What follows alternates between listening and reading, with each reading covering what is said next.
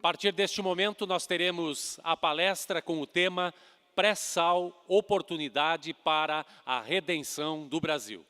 Convidamos para compor o nosso palco os palestrantes Raul Tadeu Bergman e Fernando Siqueira, juntamente com o coordenador desta atividade, o engenheiro Agostinho Guerreiro, presidente do CREA do Rio de Janeiro.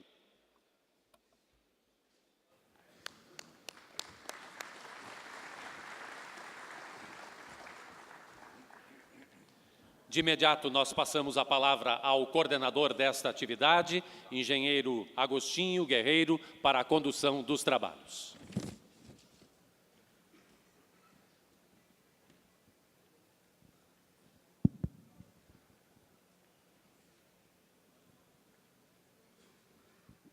Muito bom dia a todos e a todas.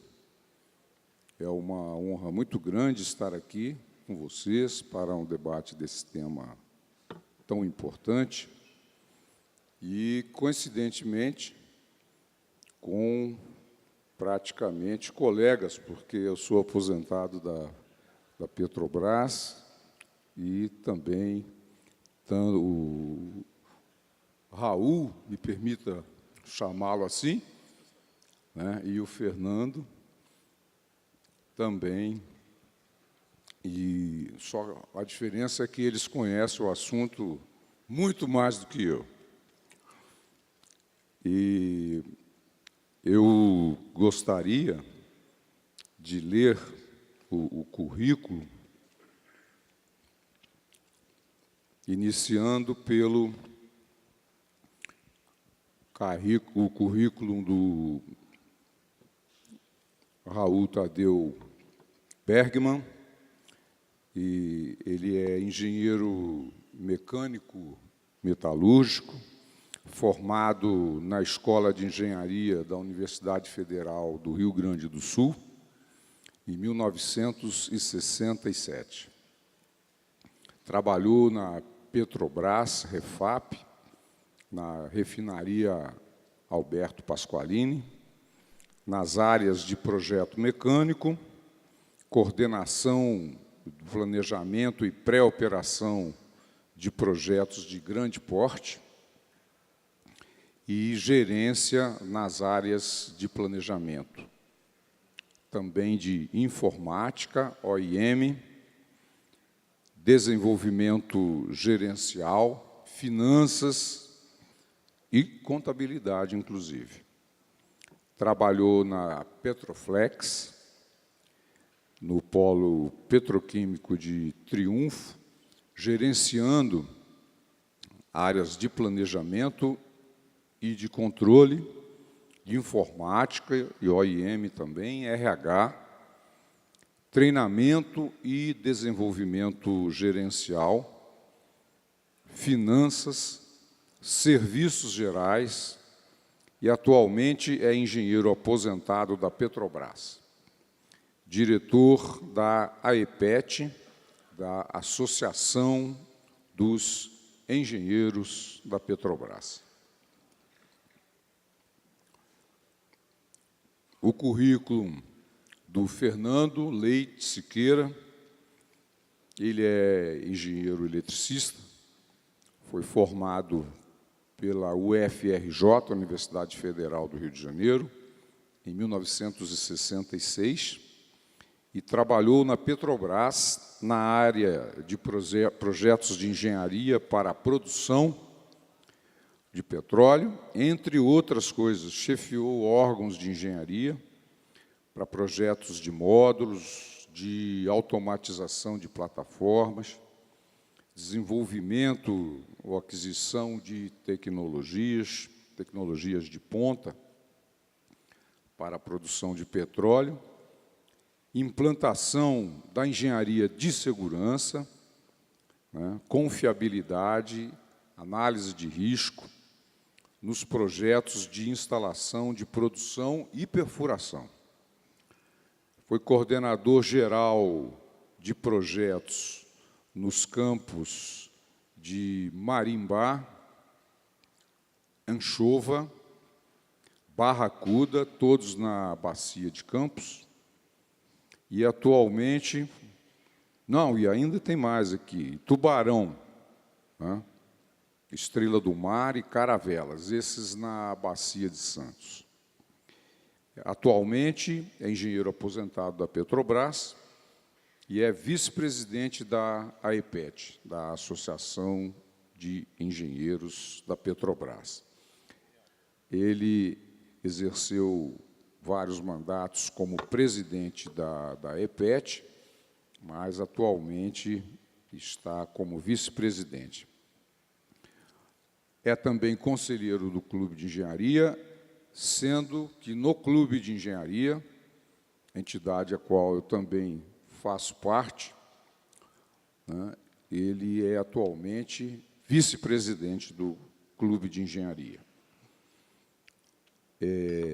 Na verdade, esses são mini currículos, né? Porque se nós fôssemos falar do currículo desses dois palestrantes, que eu tenho a honra de estar aqui compartilhando com eles a mesa, nós teríamos que ficar uma parte grande da palestra e é melhor nós irmos aos conteúdos, que é exatamente aquilo que nós estamos preocupados, né, porque é um assunto que interessa demais, não apenas para nós como técnicos, mas interessa ao nosso país do presente e do futuro.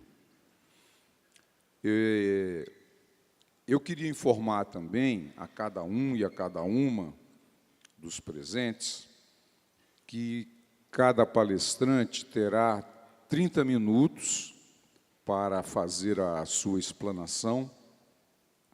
Ao final dos 30 minutos, haverá cerca de 30 minutos de debate, sendo que o debate está programado para ser feito com perguntas do público, mas deverão ser feitas em fichas que se encontram com as recepcionistas. Elas estarão circulando junto ao público e vocês terão acesso, basta solicitar que elas fornecerão, então, essas fichas a tempo de vocês, então, escreverem qual é a questão, qual é a pergunta e encaminharem para a mesa para que nós possamos, né, passar aos palestrantes, ao respectivo ou aos dois, conforme o encaminhamento da pergunta.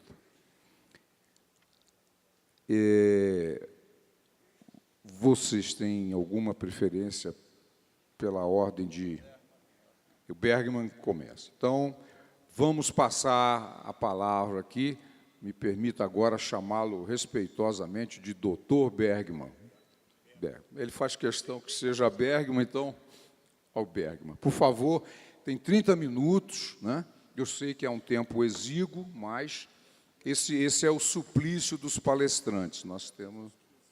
bom, mas ele é objetivo, então, com a palavra, então, o Bergman, por favor. Bom dia, senhores. Bom dia, autoridades. Bom dia, presidentes. E bom dia, colegas engenheiros. É uma honra e um prazer estar aqui com vocês para trazer algumas informações que a gente tem sobre petróleo pré-sal e também fazer um desafio.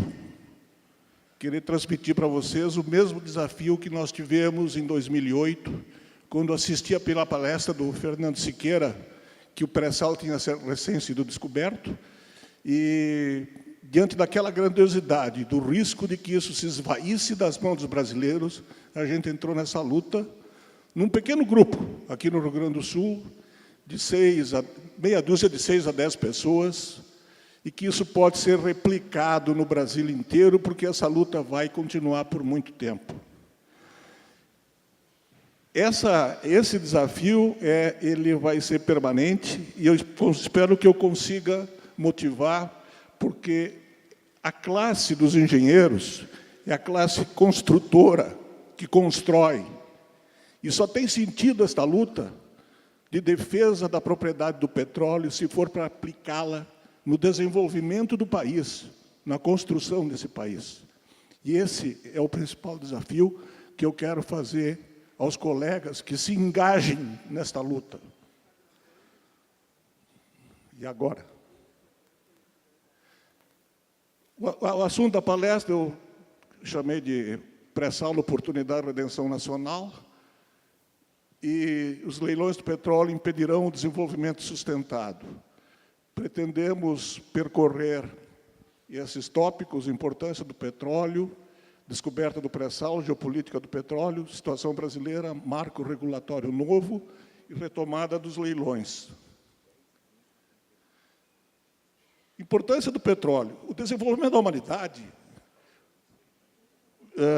a queima desses combustíveis fósseis, carvão, e petróleo e gás, deu à humanidade um acréscimo de energia que permitiu explorar todos os demais recursos naturais: terra, agricultura, aproveitamento do sol, água, mineral, que acarretou uma magnífica produção de riquezas no último século e meio.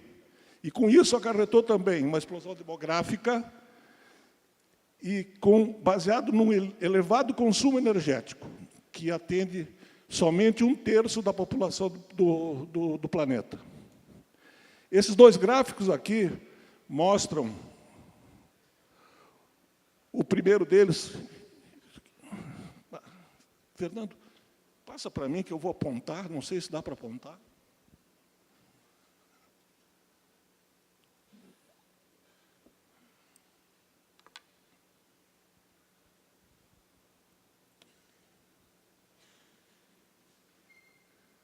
Não sei se não pega. Acho que não pega. Ali.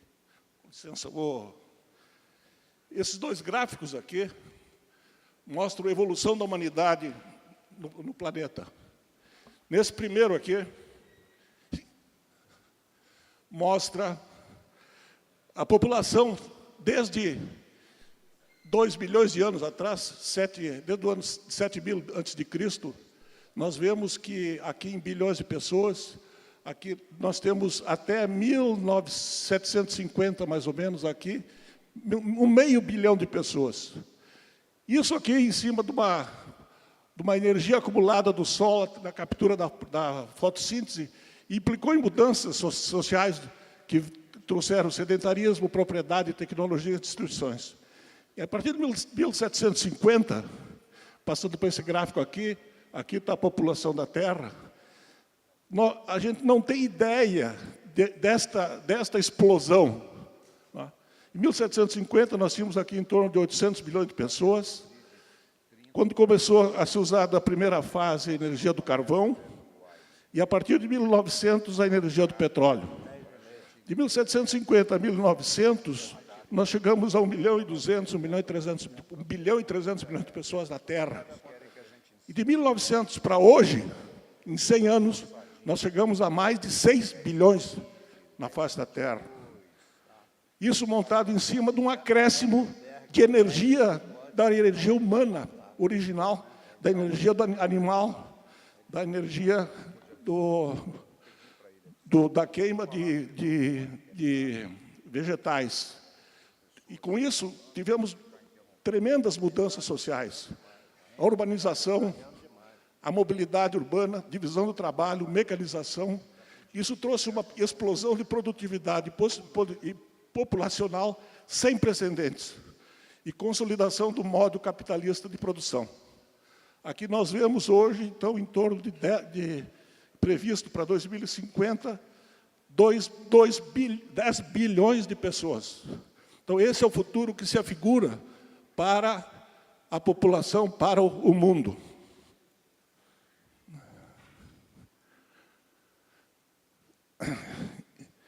Com isso, o petróleo se tornou muito importante pela tremenda dependência que a nossa sociedade de 6 bilhões de pessoas tem.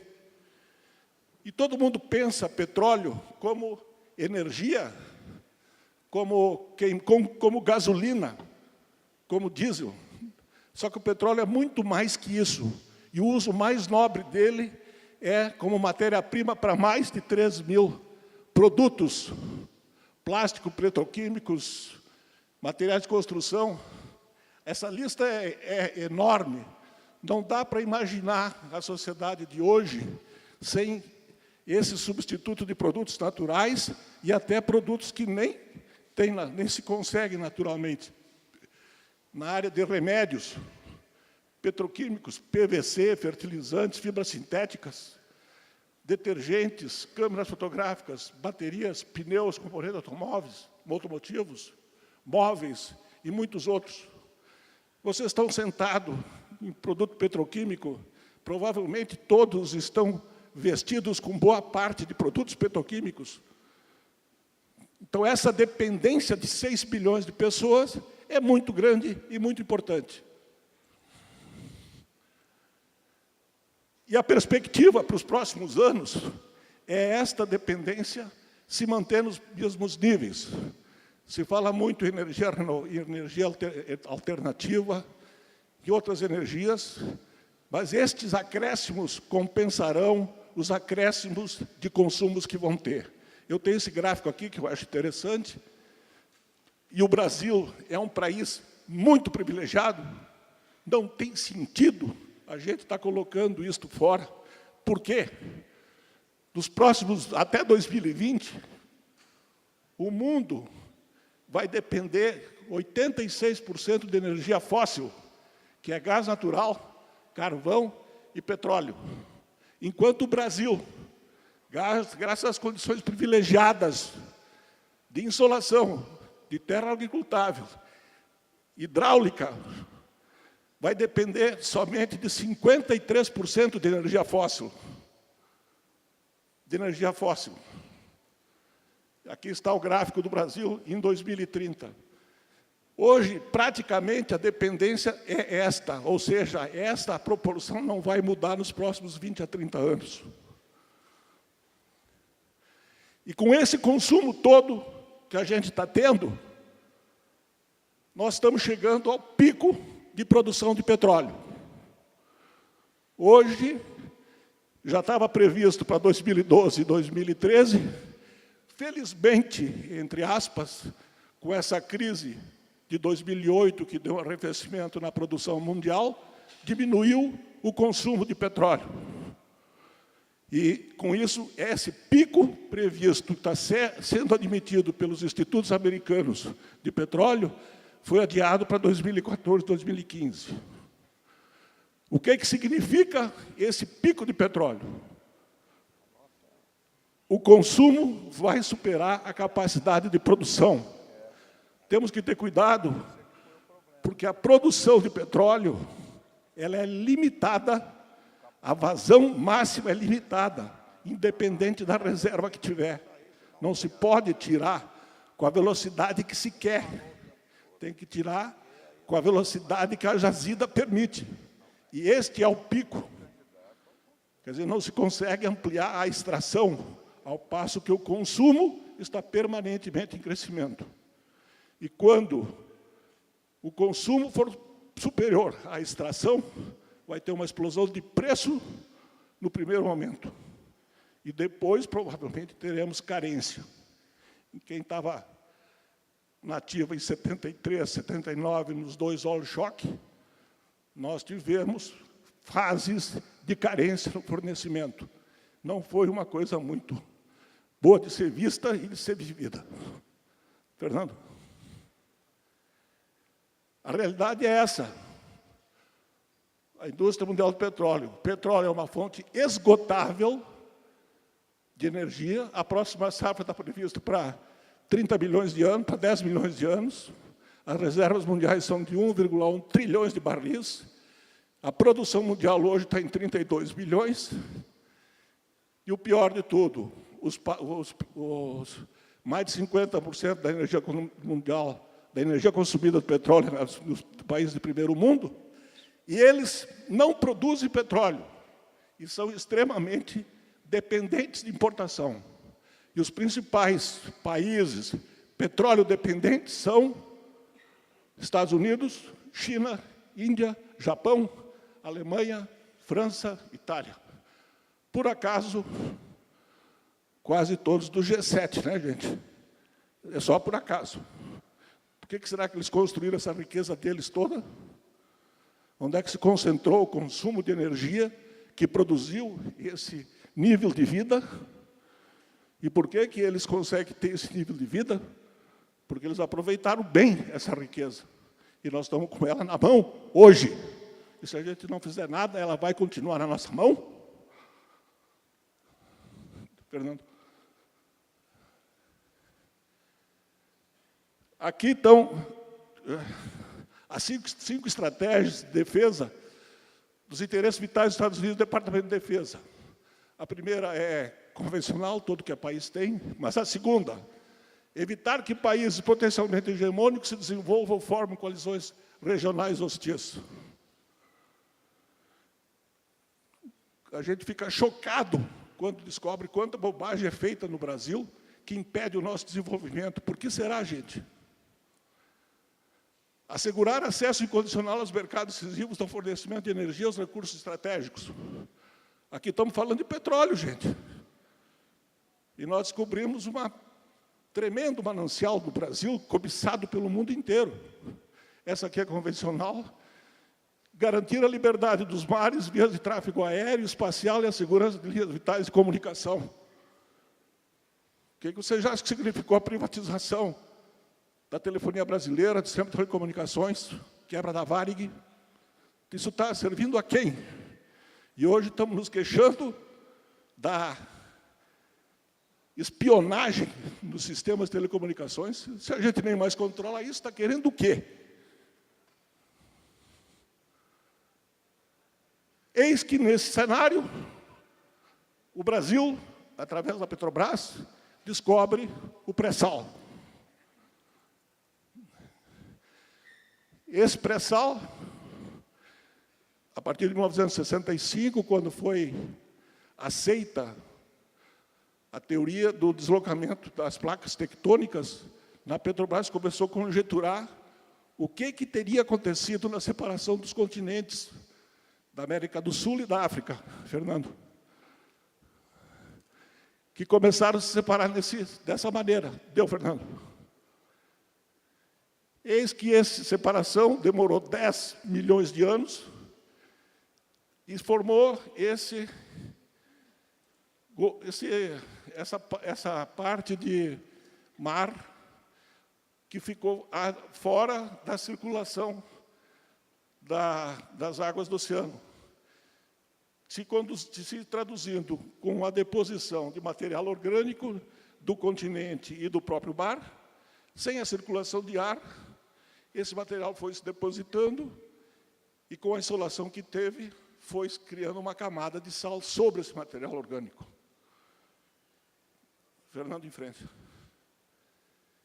Na continuação da separação, até a situação que está hoje, esse material se depositou, volta, Fernando, se depositou no litoral do Brasil e no mesmo correspondente litoral da África, onde ele já foi constatada a existência.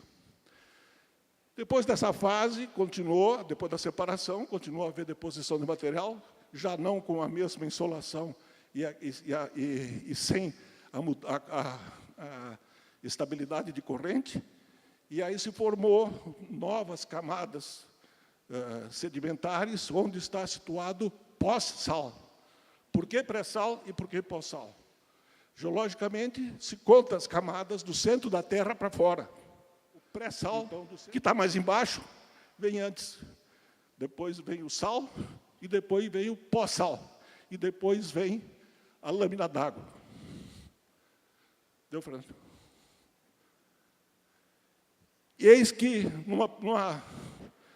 numa tremendo coragem, ou desespero, eu não sei, a Petrobras resolveu investir na pesquisa inédita na camada de procurar petróleo, na camada do pré-sal, enfrentando todos os desconhecimentos, tanto geológicos quanto tecnológicos, e fez um primeiro furo,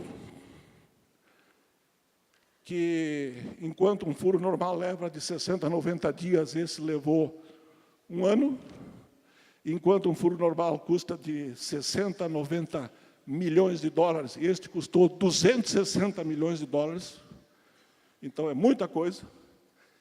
E, felizmente, encontramos petróleo. E esse manancial estava estimado, em 2008, nós estimávamos em 100 bilhões de barris, e a mídia dizia que não passava de 15, e hoje já se vê de 100 a 300 bilhões de barris. Para ter uma ideia do que significa isso, aqui está o Brasil, antes do pré-sal, tinha essa reserva de 14,2 bilhões de barris, que já nos garante uma autossuficiência por pelo menos 15 anos. E com pré-sal de 100 bilhões de barris, passou para cá. 114 bilhões. Atrás, Arábia Saudita, Irã e Iraque. Na frente de Kuwait, Emirados Árabes, Venezuela e Rússia.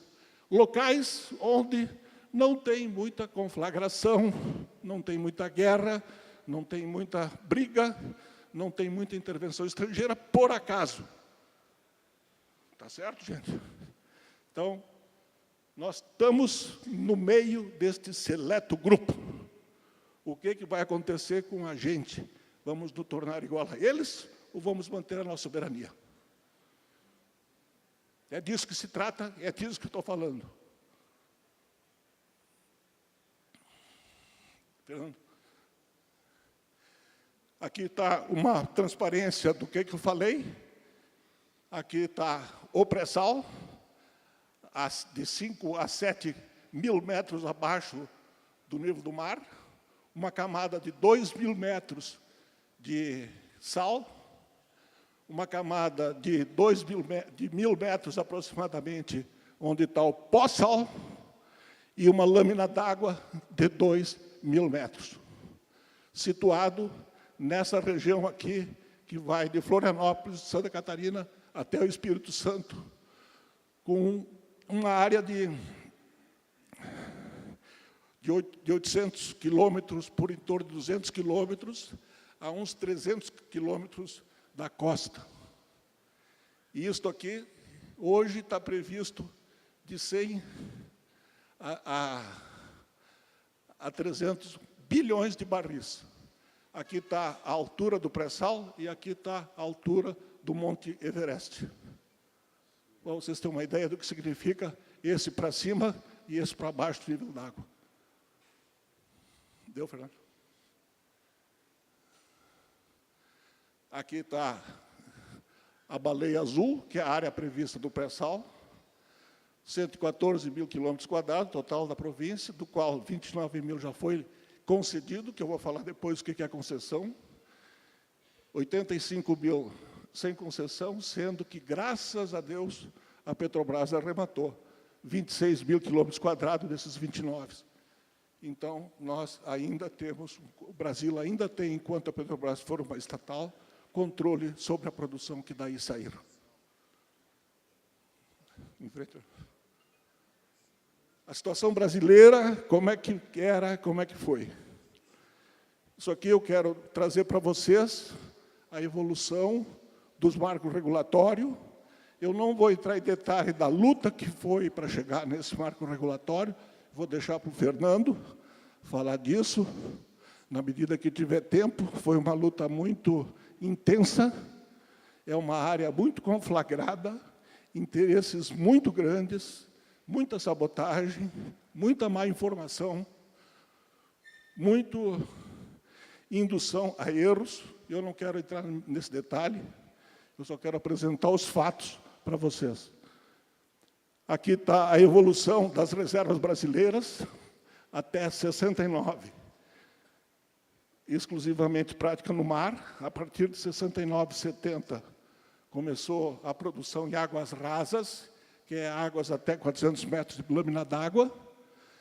A partir de 84, a produção em águas profundas e ultraprofundas, E com o pré-sal, isso aqui explode de 14 bilhões para 100. Faltou lugar para transparência, gente.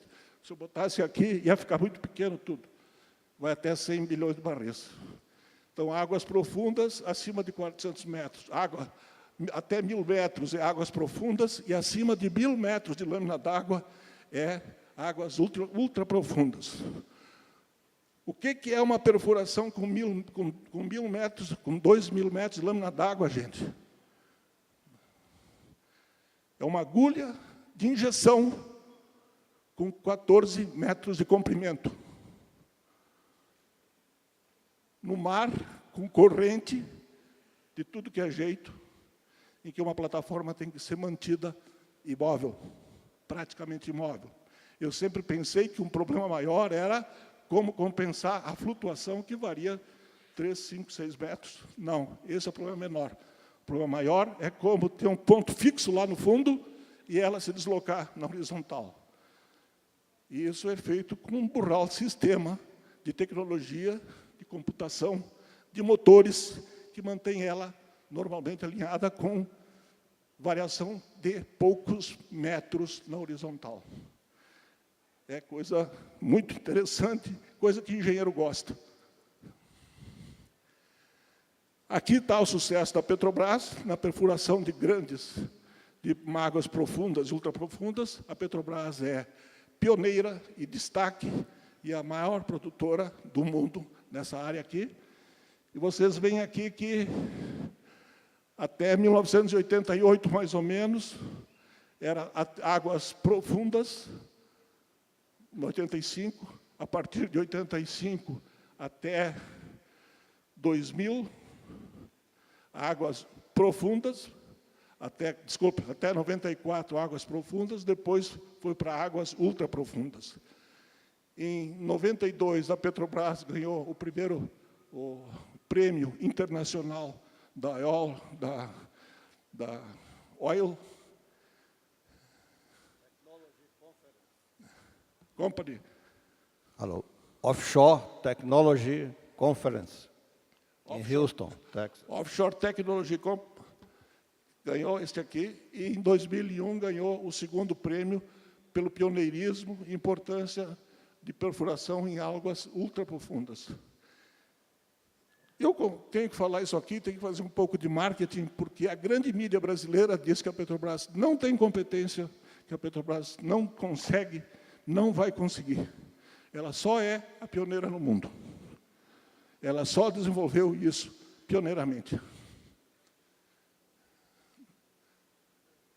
Aqui está um outro gráfico que mostra que em 2007, aqui está a produção de petróleo, o consumo, a produção, e aqui está o nosso consumo.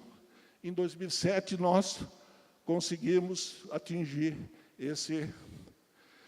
a autossuficiência, em que o consumo deveria superar, mantidas as condições, a produção deveria superar o consumo. No entanto, a partir de 2007, os campos que estavam em produção desde a década de 60, 70, começaram a entrar em declínio, porque é uma riqueza finita, cada campo tem o seu máximo extraível, e tivemos uma explosão de consumo nos últimos anos.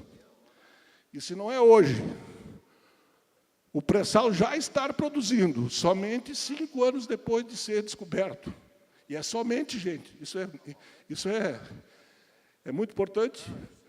312 mil barris por dia nós estaríamos importando petróleo.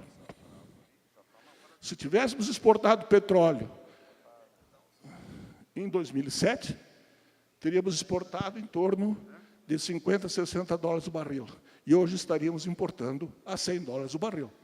Querido então, Raul, eu sei que estou vendo daqui de cima o interesse da plateia. Está todo mundo de olho vidrado e ouvido atento, mas nós temos as limitações aqui da nossa agenda. Se fosse possível ir terminando, porque senão o Fernando aqui só vai falar 10 minutos. Aí ele vai ficar bravo comigo. Toca a transparência. E aí começamos a história dos marcos regulatórios. Até 97, era a lei do 2004, monopólio estatal do petróleo. Pesquisa, exploração, lavra, refino, importação, exportação, menos distribuição. Petrobras como operadora única, obrigação de atender o mercado nacional a menores custos, compromisso com a soberania nacional. Como informação adicional, pós-Segunda Guerra, os países do Oriente Médio descobriram a importância do petróleo para o mundo e começou a luta pela estatização das suas reservas. E hoje, 95% delas são estatizadas. Naquela época, somente 5% eram estatizadas. Uma coisa que me chama sempre a atenção, e eu gosto de falar, como é que o Hitler botou o melhor general dele com os tanques no deserto da África, matando o quê? Camelo e beduíno? Ou ele estava fazendo outra coisa lá? Estava atrás de petróleo, gente. E a Argentina criou a YPF dela em 1923, com o monopólio estatal do petróleo. A Petrobras foi criada em 53. Nesta época, o petróleo nacional era valorizado pela metade do valor do petróleo importado. E, a partir de 87, a Petrobras começou a ter restrição de investimentos por parte do governo. Entendeu, Fernando? Em 97, veio uma mudança do marco regulatório, em que foi quebrado o monopólio. Apesar de a lei ratificar o monopólio constitucional nesses artigos aqui, ela implanta o regime de concessão, leilão de blocos promissores já mapeados pela Petrobras. E o grande crime é que ela estabelece em seu artigo 26 que o monopólio é da Petrobras, é da União. Só que quem extrai fica com a propriedade total do que extrair. Ou seja, o petróleo é da União enquanto estiver lá embaixo. No que ele sai para fora, por este marco regulatório, é de quem extrair. Isso é uma inconstitucionalidade que a gente não conseguiu reverter no Supremo. Abre a possibilidade de exportação e exportação para qualquer empresa autorizada, cria NP, transferência do cérebro da Petrobras para a NP, que é gerenciado pela Halliburton, que é uma das empresas mundiais da área petrolífera, envolvida com suporte à guerra, construção da máquina de guerra e outras coisas nessa linha, e que o mercado garantirá o suprimento de derivados e matéria-primas. Bem como nós estamos vendo agora, a Petrobras foi obrigada a importar derivados por um preço menor do que paga no exterior e entregar para as suas concorrentes, Shell, Esso e companhia, aqui do Brasil, para vender no país por um preço menor do que está sendo pago no interior, que está fragilizando as causas da fragilização da Petrobras. Ou seja, o regime de concessão, transferência da propriedade total do petróleo para quem extrair. Deu, Fernando? E com a vinda do pré-sal, o Brasil passa de país importador para país exportador de petróleo. Isso é uma realidade concreta, gente. Muda a lógica macroeconômica do país. O Brasil, deixou de ser um país pobre. Ele já é um país rico. Agora, sair de subdesenvolvido para desenvolvimento depende de quê? Da preservação da propriedade do petróleo e da qualidade de aplicação do resultado desta riqueza. E essa qualidade de aplicação, gente, eu, felizmente, hoje estou na frente do grupo que é dos mais responsáveis nisto. É o grupo que projeta e constrói. E nós temos que projetar e construir o país que a gente quer. É esse grupo aqui, que tem uma rede nacional distribuída, que tem que se envolver com isso, no sentido de defender o futuro nosso e das próximas gerações e o futuro desse país. Com o advento do petróleo, foi feito uma nova marco regulatório, estabelecendo o regime de partilha de produção, em que, para áreas estratégicas, pré-sal restaura a propriedade parcial da União para o pré-sal e áreas estratégicas, propriedade parcial da União no petróleo através da participação no óleo lucro. Petrobras, operadora única, conteúdo nacional mínimo 65%. No entanto, continuam os leilões, parte da substancial da propriedade do petróleo está privatizada, o royalty é ressarcido em petróleo, que é uma tremenda isenção fiscal, porque o cara entrega dinheiro e fica com o petróleo, não pagou nada. Participação mínima da União no óleo-lucro não está definida, e peso do conteúdo nacional no julgamento e multa para seu descumprimento não está definido. Então, isto aqui, o Fernando vai falar, porque agora, na hora dos leilões, está se verificando tudo. E nós já alertávamos isso em 2010, 2011.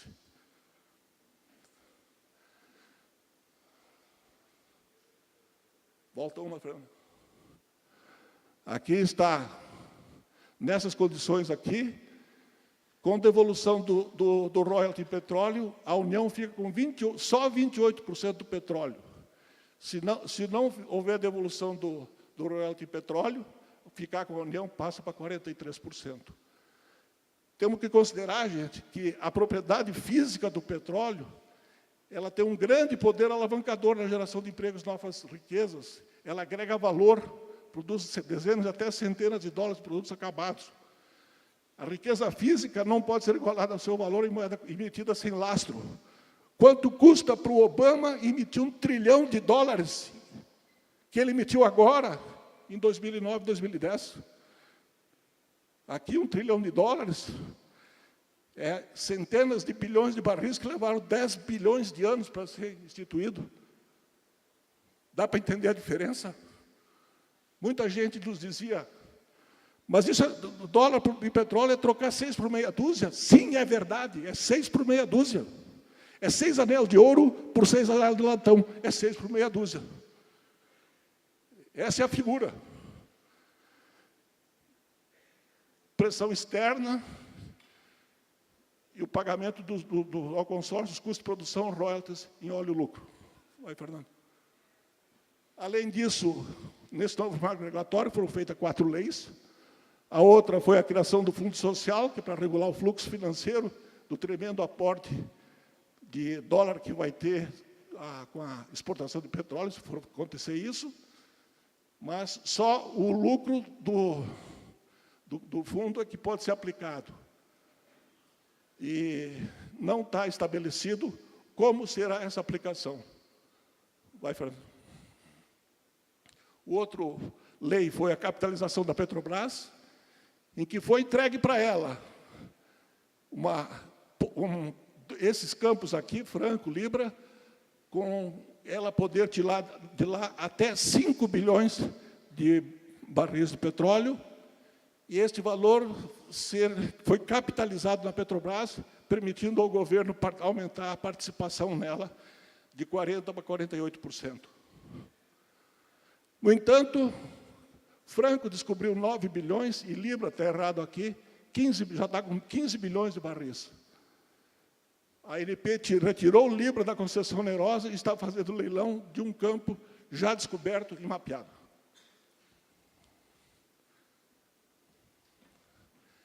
Aqui está a criação da Pré-Sal SA para gerenciar os contratos de partilha. Vai, Fernando. E a última lei que foi feita, que é a nova distribuição dos royalties, uma alteração radical nas leis de concessão, tendendo para uma distribuição mais econômica dos royalties, porque 70% dos royalties do contrato de concessão ficava com o Rio de Janeiro, 14% com o Espírito Santo, e os outros 6% com mais 6 estados, e o resto dos estados ficava com nada, praticamente. E os municípios, só 180 recebiam royalties. O regime de partilha passou para 15%, mas, no entanto, a grande coisa que teve é que impediu a devolução, o ressarcimento em óleo do royalty do petróleo do pré-sal. Pagamento em óleo e gás, portanto, sem isenção fiscal. Fernando? Aqui está uma ideia de como é que se dá essa distribuição. Não. Vejo que aqui 26,5 e 26 e 25 era para estados e municípios confrontantes, passa para 24. E no pré-sal está 22,5, e para os municípios e estados não confrontantes, 24,5 e 24,5. Mas, para não perder a mania, já tem 2 novos projetos de lei no Congresso, um deles acabando com essa Lei 12.351 da partilha, e o outro, esse aqui, acabando com quase todos os itens dela, revogando a maioria, mudando todos os outros, e essa aqui que quer retirar a Petrobras de operadora única e acabar com a participação 30% dela nos leilões, nos consórcios, que é o grande pedra no sapato das beijos internacionais. O novo marco ficou com uma série de pontos em aberto, que eu não vou poder falar, mas disso aqui tudo eu quero deixar com vocês o seguinte: o melhor investimento do mundo é petróleo do subsolo, que é um bem finito, em valor crescente permanentemente. E só cabe retirar ele do subsolo para o desenvolvimento sustentado do país. E a sustentabilidade do desenvolvimento, buscar alta competitividade, através de investimento em pesquisa e desenvolvimento, modelo Embrapa para a área industrial e de serviço, nosso petróleo para alimentar a produção do Brasil de mais riquezas para o país e para exportação. Temos que temos que fazer mudança de paradigmas, como, por exemplo, isso aqui. Transporte, essencialmente rodoviário, um país continental. Transporte, desenvolvimento urbano, concentrador, e na vertical, num país continental, não tem sentido. Não desenvolvimento regional, empurrando para a imigração, tornando as megalópolis num país continental. São paradigmas que nós temos que tem que ser modificado. E quem é que tem que modificar isso, gente? Quem é que tem visão? Quem é que tem conceito? Quem é que tem que alimentar os políticos para que não façam bobagem? Se não são os construtores do futuro, eu não sei quem são. A matriz tributária. Deu, Fernando? Volta, Fernando. A matriz tributária como harmonizador do desenvolvimento. E nós estamos num outro momento favorável, gente. É uma mudança mundial no paradigma de desenvolvimento, está com foco nos países emergentes. Novos conceitos de mercado, produtos, produção, logística, desenvolvimento de tecnologia, acentuado pela crise financeira, pois os países desenvolvidos são países maduros. Tem pouco potencial de desenvolvimento e crescimento, coisas que os países emergentes têm, dito pelo The Economist inglesa. Fernando? Deu? Então, chegamos à retomada dos leilões com alto potencial petrolífero, que o Fernando vai apresentar. Muito obrigado. Belíssima palestra, uma salva de palmas para o Raul. Nós agradecemos, foi uma belíssima palestra. Então, vamos ouvir agora o Fernando Siqueira, que, como vocês sabem, ele é da AEPET, Associação dos Engenheiros da Petrobras, e vice-presidente do Clube de Engenharia, que eu já tive a honra de presidir também, no passado. Muito bom dia a todos e a todas. Queria agradecer aí o convite para estar aqui presente, falando sobre o assunto de tão estratégico e importante para o país, e sucedendo aí o meu pupilo, né, o Bergman, que está melhor do que o mestre, né? Eu passei para ele as apresentações para ele fazer palestra e está saindo muito bem. Então, vamos falar um pouco aí sobre a questão dos leilões. Só complementando um pouquinho o que o Bergman falou da mudança da legislação, quando em 1997 foi promulgada uma lei para complementar a reforma da Constituição, que flexibilizou o monopólio estatal do petróleo, foi introduzido um artigo 26, que dá a total propriedade do petróleo produzido para quem o produz. Como o Bergman disse, o petróleo no fundo do subsolo é da União, mas quando sai, passa a pertencer a quem o produz, com a obrigação de pagar 10% de royalties em dinheiro. Para ter uma ideia, os países exportadores ficam com 80% do petróleo produzido em petróleo. Então, nós fizemos uma ADI, através do governador Requião, para anular esse artigo. E tivemos uma defesa magistral do relator do Supremo Tribunal Federal, o ministro Aires de Brito, que vai estar com vocês daqui a pouco. Tivemos um parecer também magistral do ministro Marco Aurélio Melo, mas depois as pressões sobre o Supremo Tribunal Federal nos deram 8 votos contrários e votos absolutamente medíocres se comparado com o do ministro Aires de Brito. Bom. Pode passar, Berg. Então, temos um novo marco regulatório. Quando foi descoberto o pré-sal, o presidente Lula corretamente resolveu criar um grupo de trabalho interministerial para rever essa lei absurda que dá 100% do petróleo a quem produz.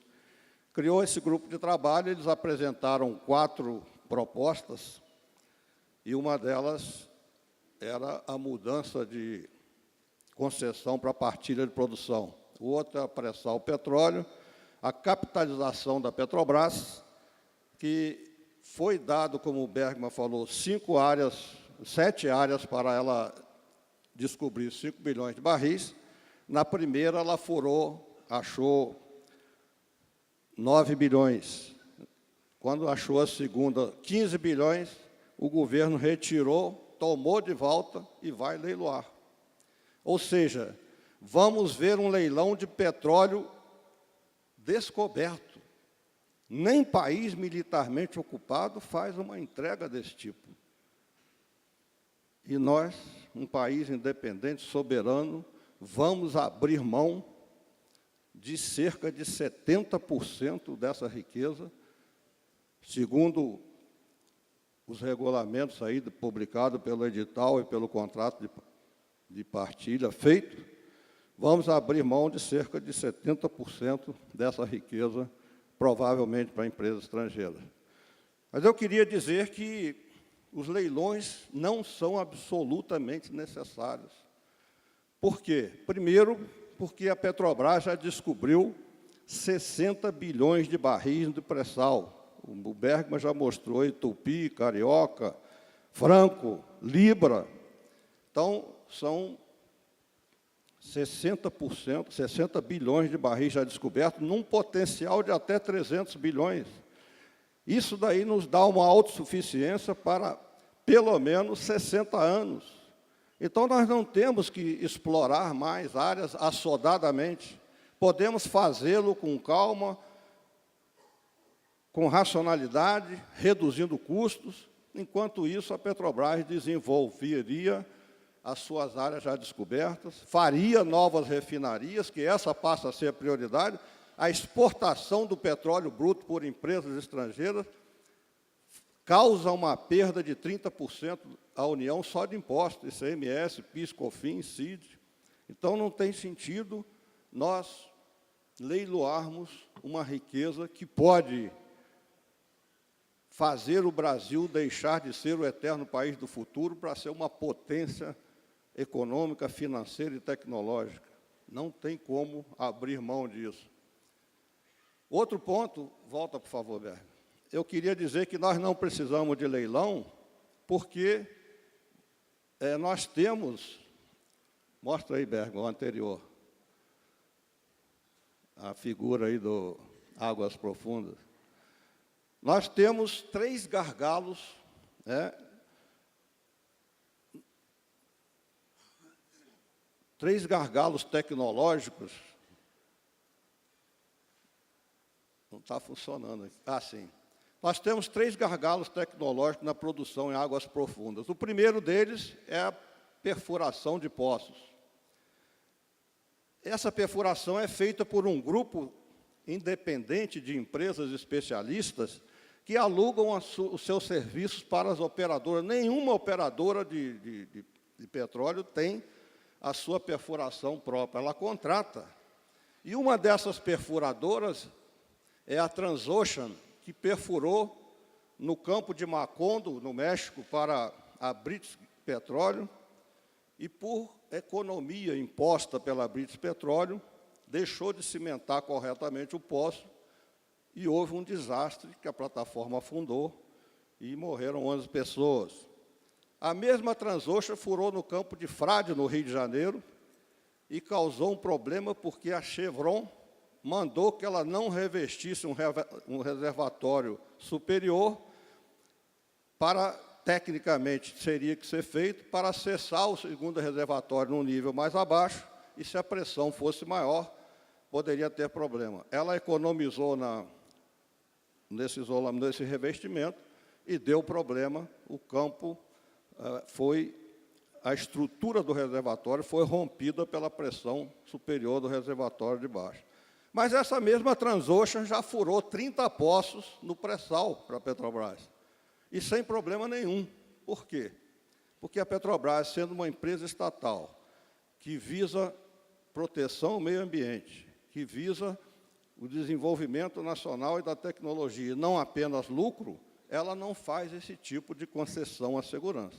Então, esse gargalo aqui é feito por empresas especialistas que trabalham para qualquer outra empresa petroleira. E sendo a Petrobras uma empresa estatal e preocupada com a estratégia nacional, ela não bota em risco a perfuração e, por isso, já furou 30 poços sem problema. Esse outro gargalo aqui é a completação submarina, um conjunto de válvulas. Esse conjunto de válvulas tem os 60% do seu desenvolvimento feito pelo Centro de Pesquisa da Petrobras e os nossos órgãos operacionais, que repassaram para os fabricantes que estão fazendo isso para qualquer das petroleiras. Da mesma forma, essa linha flexível tem uma série de tecnologias que a Petrobras, além de opinar fortemente na tecnologia, forneceu o laboratório natural, que é a primeira empresa a demandar a ida para águas profundas. Então, não tem sentido nós termos leilão, porque não há possibilidade de virem novas tecnologias. A tecnologia que vem é a mesma. Não tem problema de financiamento, porque quem tem petróleo tem crédito fácil e barato. E a Petrobras, tendo 74 bilhões de barris para serem produzidos, é o maior portfólio de reserva do mundo, não tem problema nenhum de conseguir financiamento, até porque todas as empresas que forem trabalhar no pré-sal vão ter que recorrer ao sistema financeiro, porque nenhuma delas tem esse dinheiro em caixa. Então, não há problema financeiro nenhum, não há problema tecnológico nenhum, e uma vantagem é que é uma estatal que mantém o lucro no país e gera tecnologia.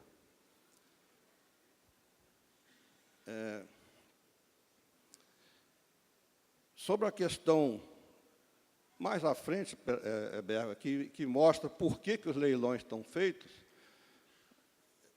são 4 os motivos, ao nosso ver, que o governo está cedendo a essa pressão internacional. Primeiro, houve um congresso no Rio Centro, em fevereiro, em que a tônica do congresso foi a retomada dos leilões. As empresas estrangeiras pressionaram terrivelmente, e o ministro Lobão foi lá encerrar o congresso, dizendo que tinha reaberto leilões e fizeram o 11º pela lei antiga.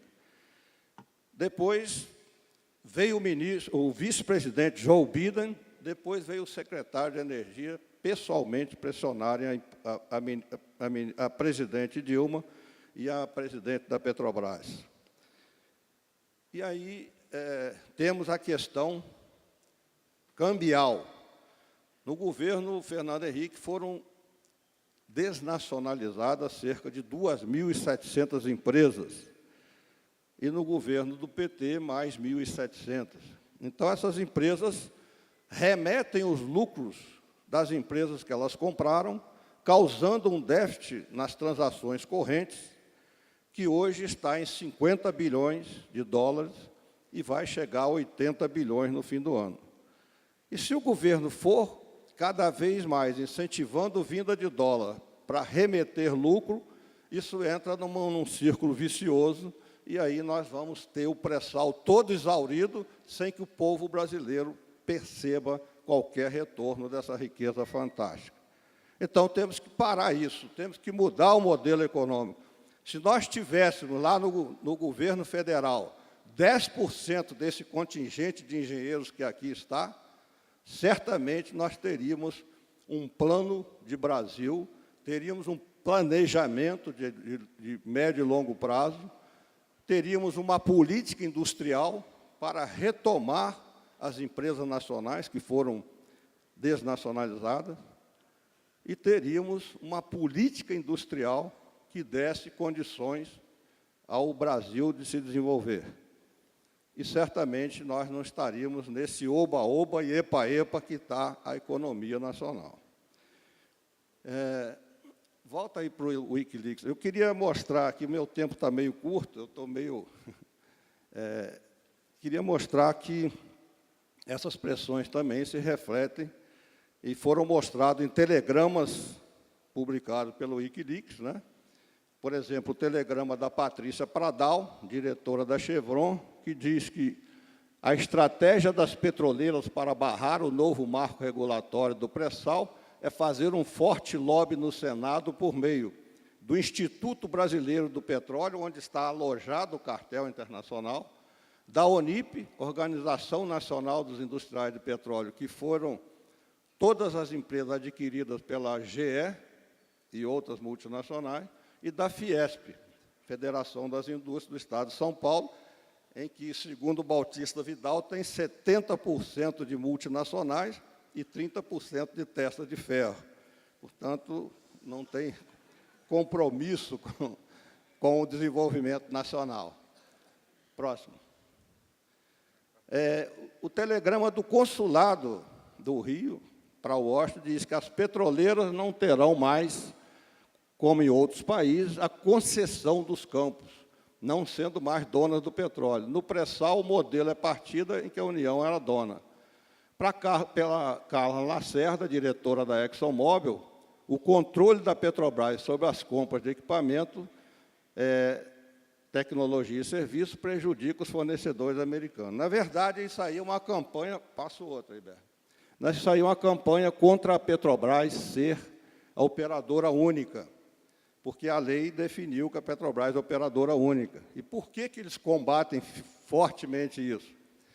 Porque há duas fontes de corrupção na produção mundial de petróleo. A primeira é superdimensionar os custos de produção, em que a produtora recebe ressarcimento em petróleo.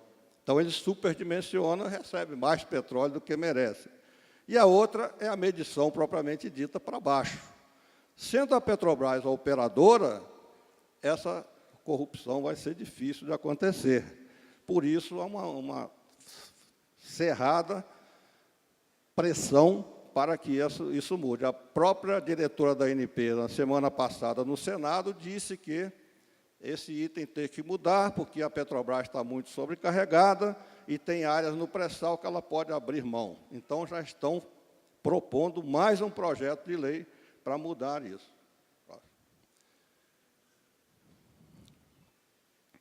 E esse aqui é importante que os jornais que publicaram dizem que os telegramas revelam a insatisfação das petroleiras com a nova lei, em especial com a Petrobras sendo operadora única, como elas atuaram para mudar a lei. E aqui é o que é importante, e recomendaram: é preciso atuar com muito cuidado para não despertar o nacionalismo dos brasileiros. Repetindo, é preciso atuar com muito cuidado para não despertar o nacionalismo dos brasileiros. Então, a função nossa aqui, nesse momento, é despertar o nacionalismo dos brasileiros.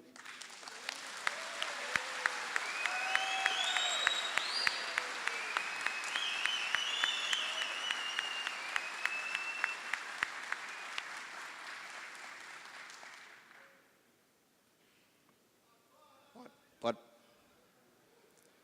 Não, aí. Volta aí. Então, o campo de Libra, gente, foi cedido, como eu falei, para a Petrobras. A Petrobras pagou esses 7 campos com títulos do governo, o governo recomprou com esses títulos ações da Petrobras e passou a ter 48% das ações. Antes da quebra do monopólio eram 58%, mas a gente ainda vai chegar lá, se Deus quiser.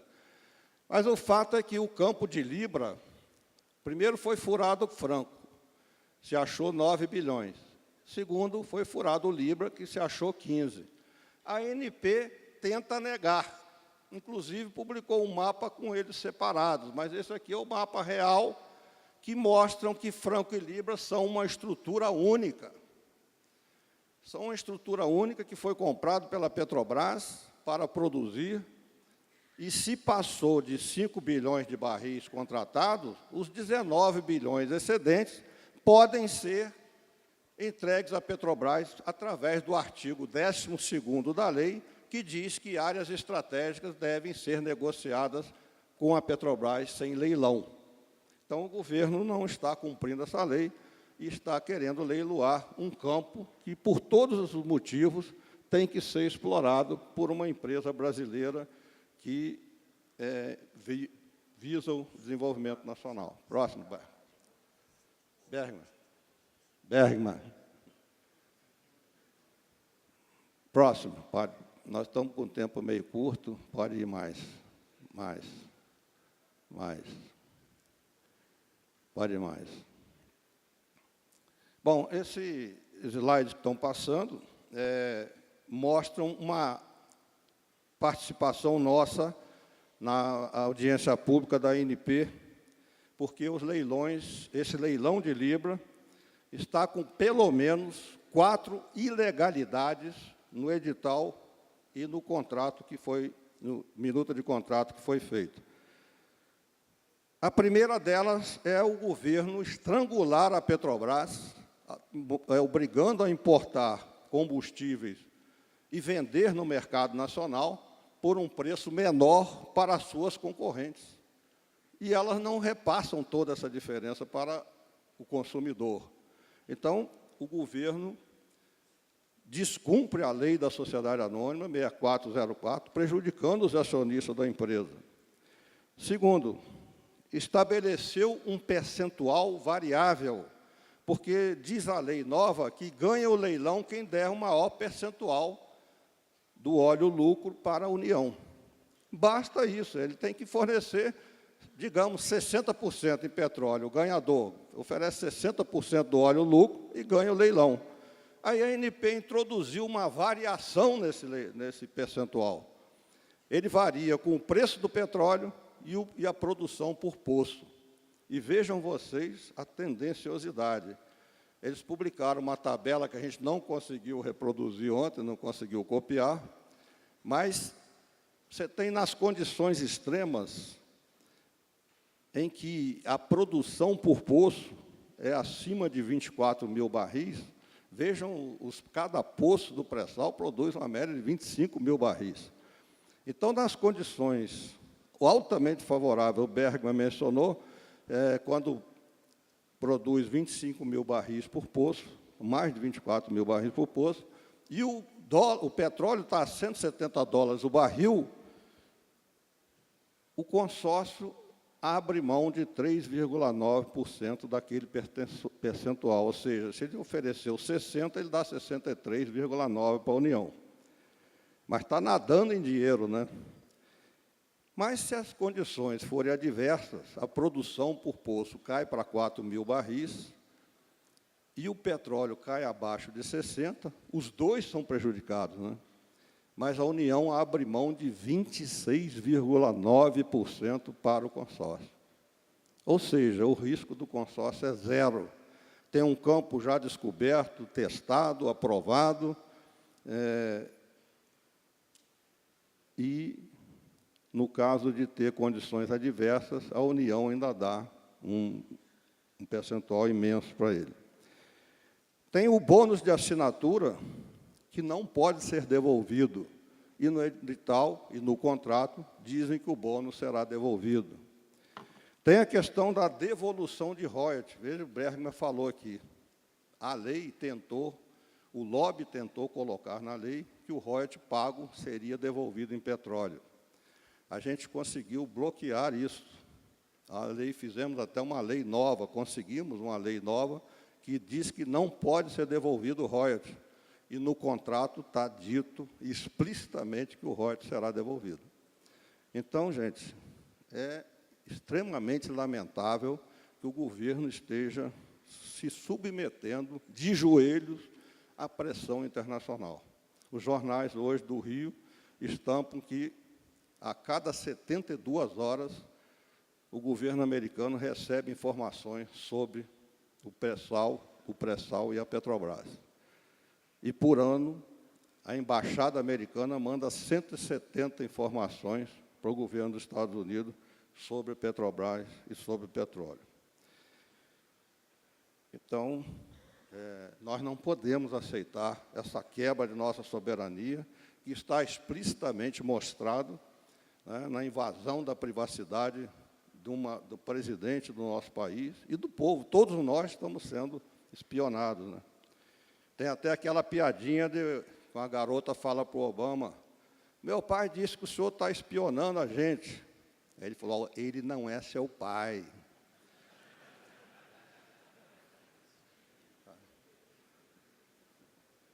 Mais um. Então, outro ponto que o governo está enganando a população, a ANP fala, e o ministro Lobão também, é que a União vai ficar com pelo menos 75% do óleo de Libra. E aí a gente fez umas contas, né? De cara, o sujeito recebe de volta 40% do petróleo produzido para remunerar o seu custo de produção, que está estimado em $40 por barril. Se o petróleo tiver $100, $40 por barril são 40% do óleo produzido. Então, ele já recebe 40% de volta. Mais 15% do royalties, que está dito ilegalmente no contrato, então, são 55%. Sobram, para dividir com o governo, o óleo lucro, 45%. Então, como é que você vai colocar percentuais em cima de 45% e chegar a 75%? Se der 60% do óleo para a União, sobre 45% dá 27%. Se der 70%, dá 32% e por aí vai. Então, se der 100% para o governo, que não vai acontecer, vai chegar a 45%. Não tem como chegar que a União vai receber 75%.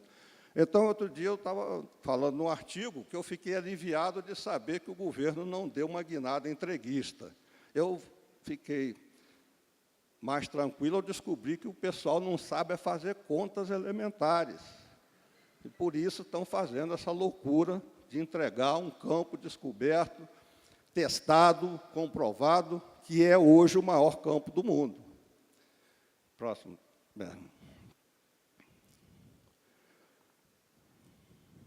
Estou preocupado com o tempo. Vai. Pare mais, pode mais.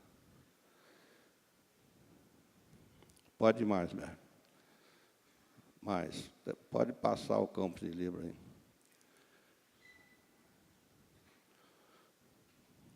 Mais um. Eu estou com as transparências do Bergman, por isso eu estou meio perdido aqui, mas continua. Bom, eu vou concluir dizendo o seguinte: nosso tempo está muito curto, né? Nós vamos ter aí uma palestra muito provavelmente magistral do ministro Aires de Brito, que é um nacionalista, é um grande brasileiro.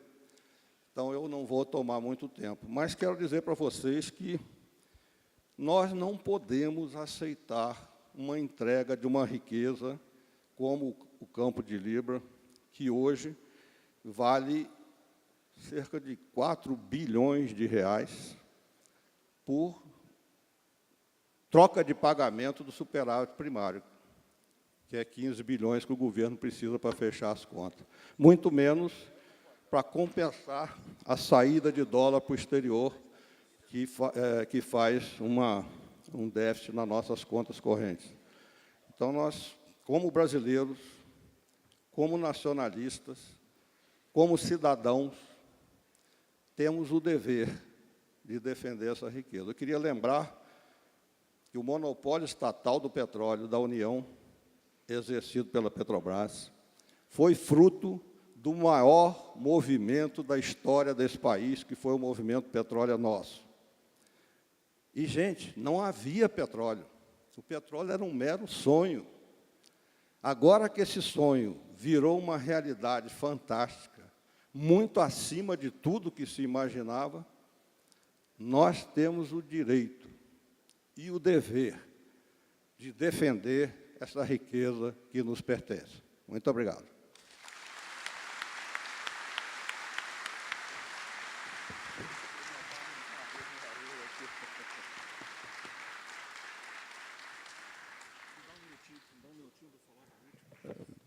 Agora nós vamos passar a parte das perguntas, mas antes de qualquer coisa, eu queria avisar que, embora muitas das lâminas tenham sido deixadas por conta do tempo, realmente a gente sempre dispõe de um tempo muito controlado, mas todo o material está entregue ao CREA do Rio Grande do Sul e ao CONFEA. Então, as pessoas interessadas, os CREAs, as entidades que queiram ter acesso a esse material que foi trabalhado aqui, podem solicitar, né, ao CREA do Rio Grande do Sul ou diretamente ao CONFEA, né, ou aos palestrantes que aqui estão, né? A EPET, né, também podem entrar em contato com a EPET. Nós temos uma quantidade muito grande de perguntas e nós já temos notícia que o ministro Aires Brito já chegou, ele está dando uma entrevista e deve estar caminhando para cá. De qualquer forma, 10h30 nós teríamos que estar iniciando a outra palestra, mas nós vamos fazer aqui algumas perguntas, aquelas que forem, que a gente tiver condições, né, enquanto o ministro não vem, né, vamos dizer assim. Muitas das questões que foram aqui levantadas também estão em materiais nos estandes, tem vários CREAs, várias entidades que estão tratando desse assunto, né?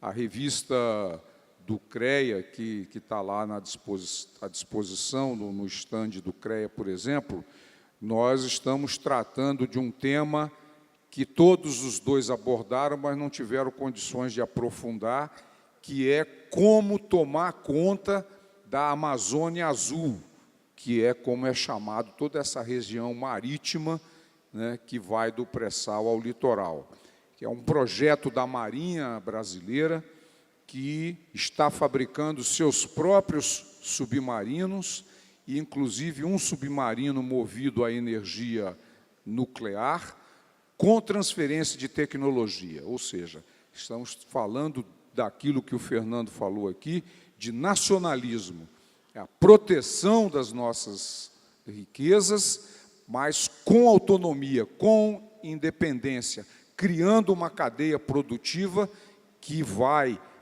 da construção nos estaleiros da Marinha Brasileira aos fornecedores, às empresas brasileiras que foram tão prejudicadas. Mas eu tenho aqui algumas questões, por exemplo, uma pergunta aqui ao Becker. O shale gas é... Oi? Não, é para ele. É para ele, veio da palestra, né? O shale gas é uma realidade. Neste caso, não será prejudicado o pré-sal com a descoberta de uma forma de energia limpa? Essa é a pergunta do Marcelo Lajado, é o que eu estou conseguindo ler aqui, que é um dos nossos participantes. Pois não, Becker, eu só peço, lamentavelmente, que nós o façamos com bastante objetividade, porque o coordenador aqui está sendo pressionado para que a gente seja bem rápido.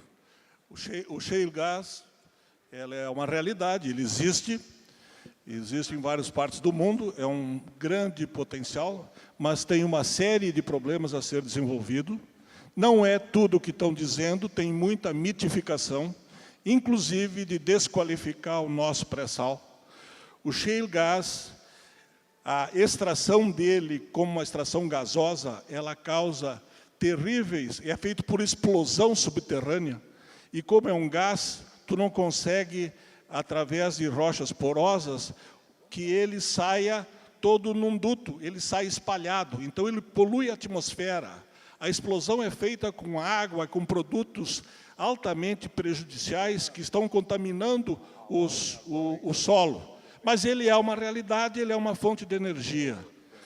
Só que, enquanto um campo de petróleo ele deplete em 30 anos, o shale gas deplete em 4, porque se perde muito. Isso é uma coisa que vai acontecer, tem muita propaganda em cima. As empresas que se atiraram assodadamente nisso nos Estados Unidos estão tirando o time de campo, estão refluindo isso. A fonte que eu tenho é o Le Monde Diplomatique da França, que é mais isento, que coloca essas questões que eu estou colocando. Então, ele não é energia limpa, ele é altamente poluente. Tem um documentário de televisão chamado Gasland, em que a pessoa entra em casa, abre a torneira, acende um fósforo, pega fogo na água. Outra pessoa entra em casa, antes de acender qualquer luz, ele tem que abrir todas as janelas para aerar a casa, sob pena de explodir a casa. Então, é uma coisa muito complicada, tem muita mídia e muita propaganda em cima, e uma delas é querer desvalorizar o petróleo como fonte futura. Muitíssimo obrigado. A gente ia encerrar, mas o Fernando me prometeu que ele vai responder uma pergunta em 1 minuto. Aí, eu, então, estou fazendo essa transgressão aqui. Vamos ouvir o Fernando, 1 minuto. É do Valdir, diz, é verdade que um poço produtor de petróleo, durante todo o período de produção, só se consegue extrair 6% do seu reservatório? Não, não é verdade. A média é 35%, está aumentando, e há poços que se extrai até 60%. Então, não é verdade, isso aí é um valor muito baixo. Olha, eu agradeço muitíssimo aos nossos palestrantes. Vocês tiveram a oportunidade de ver, são palestrantes de altíssimo nível, né, são conhecidos no Brasil inteiro, são pessoas dedicadíssimas ao povo brasileiro, à luta pelo desenvolvimento do nosso país, são conhecedores profundos da questão petrolífera e, lamentavelmente, né, embora nós queiramos seguir tudo que eles nos disseram aqui, nós encontramos dificuldades. Muitas vezes com nossos próprios pares, e uma das razões o Fernando colocou muito bem. Nós temos que botar mais engenheiro lá em Brasília, temos que botar mais engenheiro lá no Planalto. Muito obrigado aos palestrantes, muito obrigado, Fernando, muito obrigado, Becker, e muito obrigado a todos vocês.